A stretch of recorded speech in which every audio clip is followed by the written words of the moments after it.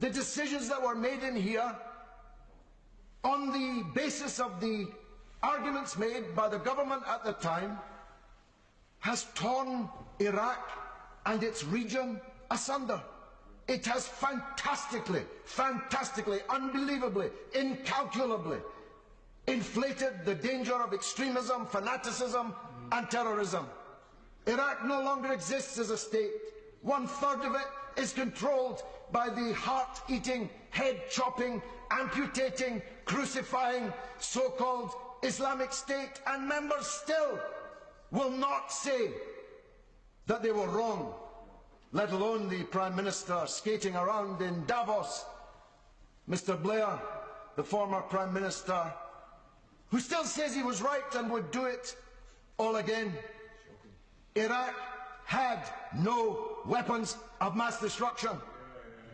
The argument for the war was therefore false if it was not a falsehood. It has been a catastrophe, and I told the then Prime Minister, there are no Al-Qaeda in Iraq, but if you and Bush invade, there will be hundreds of thousands of Al-Qaeda in Iraq. Little did I know that Al-Qaeda would spawn something even more horrific than Al-Qaeda.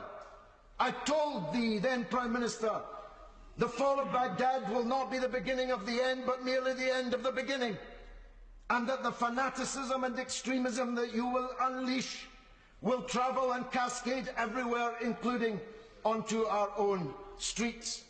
So I close here, as I see you're anxious, Mr. Deputy Speaker. I close with this.